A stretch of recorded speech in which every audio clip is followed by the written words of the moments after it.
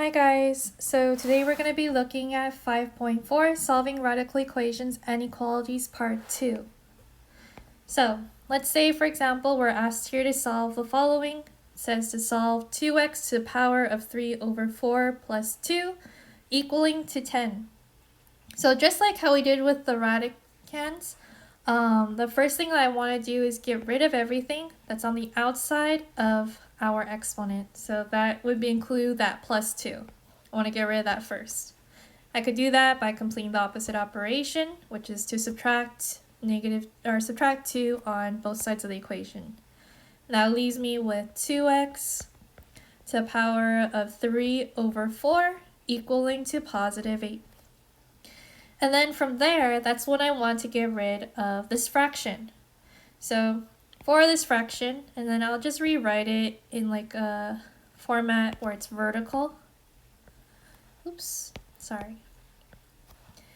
This is a fraction 3 over 4. And my goal is to make sure that whatever I multiply this fraction by, it's going to equal to a positive 1. Because if I do that, that gets rid of that bottom number. So based off of that, I know that I could multiply 4 over 3 to both sides of our expression here. And if I do that, that's going to give me 1 over 1, because we know that as a review on the side, 3 over 4, and if I were to flip it around and multiply that as 4 over 3, that's just going to give us 12 over 12, which would equal to positive 1. So that's how we can get rid of our radical sign on the 2x. If I do that, I get left with 2x to the power of 1, and 4 over 3 is now on the opposite side. So this becomes just 2x on the left, and on the right, I can change it back into the radical format of 3 root 8 to the power of 4.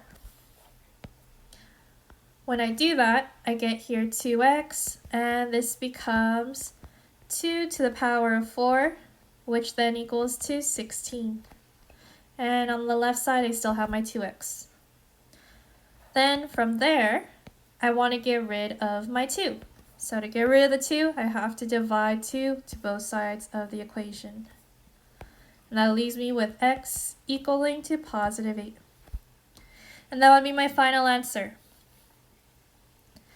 Okay, let's try out a different problem. Over here it says to solve an equation with a rational exponent again. Over here, I have to get rid of the 1 over 2. There's nothing on the outside of our parentheses and exponent, so I could just start solving the way it is. So right here we have x plus 30 to the power of 1 over 2 is equal to x. Again, to get rid of the fraction, I have to just multiply it by a fraction that would be flipped. So instead I'll multiply it with 2 over 1.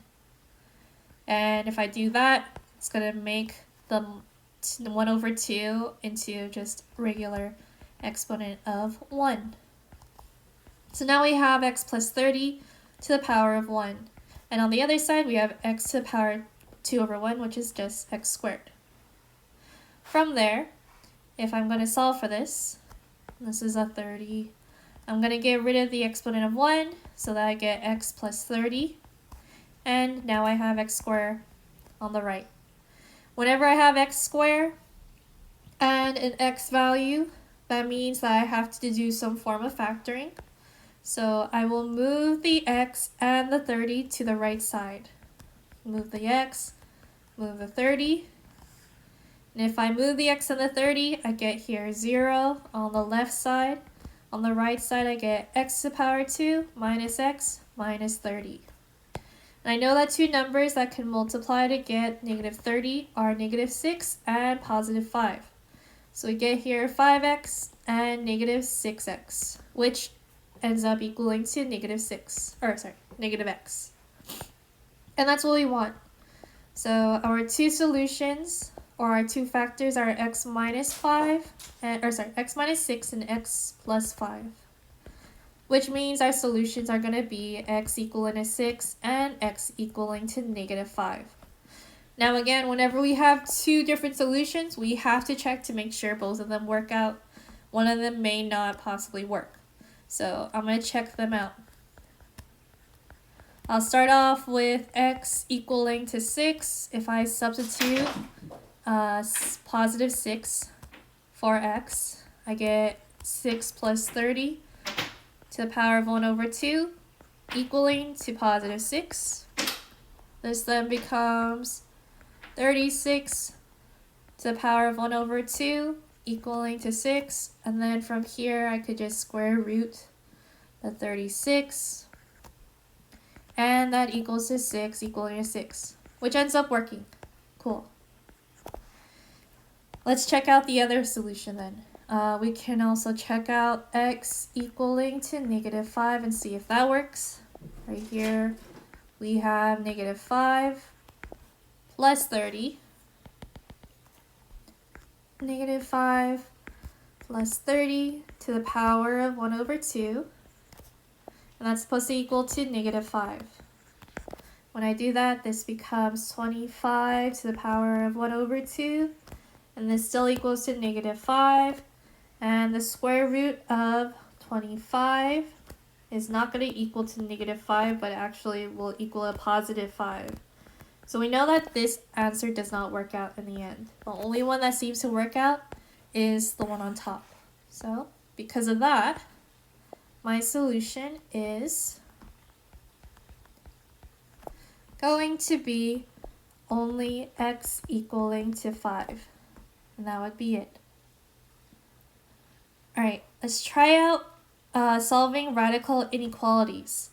Before we figure out these type of equations where instead of using just regular equations, we have inequalities this time, there's two different rules to consider.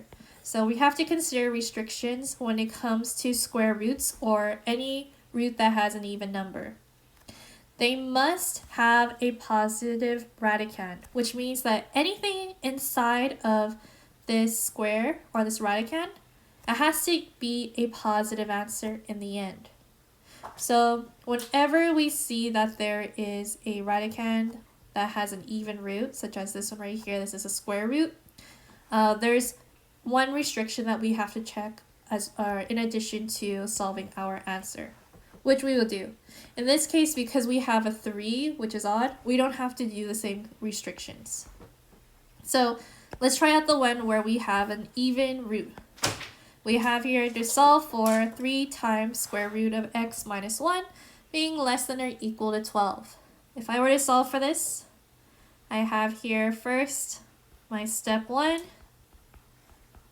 which is to solve for x. For x.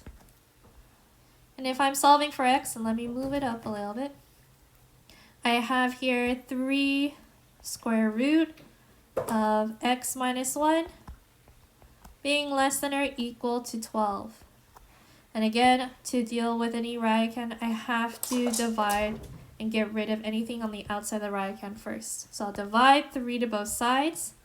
I get left with the square root of x minus 1 being less than or equal to 4. And then from here, going to get rid of that radical sign by squaring to both sides of the equation. So I get left with x minus 1 being less than or equal to 16. From here, just solve for x by adding 1 to both sides. And I'm left with x being less than or equal to 17.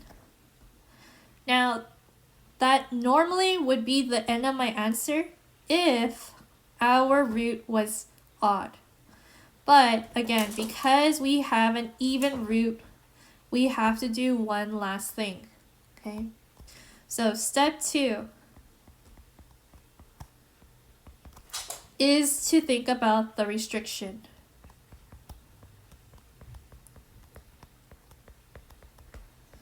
So the restriction again is telling us that square roots or even roots must have a positive radicand. So whatever my square root, the inside was, I have to make sure that it stays a positive number.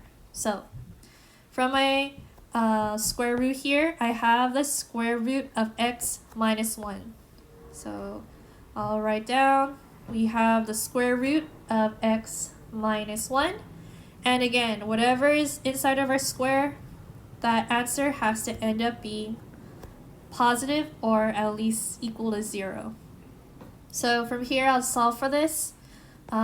This becomes squared on both sides. Let me give myself some more space while doing this. So I'm going to square on both sides. When I square on both sides, I'm left with x minus 1 being greater than or equal to 0. And then I'm solving for x. I'm going to add 1 to both sides. When I add 1 to both sides, I get left with x being greater than or equal to positive 1. So there is a restriction that is created, which is x has to be greater than 1. But it can't be smaller. It has to be a number that's either 17 or smaller. So when I write my answer, I'm going to write down that 1 is the smallest it can go. So 1 less than or equal to x. And it can get all the way up to positive 17, and that's it. So that would be my final answer for the following problem. Okay. Next problem, it says to solve for 4 times 3 root x plus 1 less than 8. So again, if we have a cubic root, it's odd root, I don't have to worry about any restrictions. It could be a negative answer, and that's totally fine. And so from here, I'm just going to start solving for x. So right here, I will divide 4 on both sides. I get left with the cubic root of x plus 1 being less than 2. And then from here, I'm going to cube on both sides of the equation. So I'm left with x plus 1 being less than positive 8. Then again, I'm just going to solve it by subtracting 1 to both sides, and I get left with x being less than positive 7. And that's all I have to do. That would be the end of my answer. I'll write down that my solution here are all the numbers that are smaller than 7 work out in the end. Cool. Okay, so hopefully this helped. Good luck.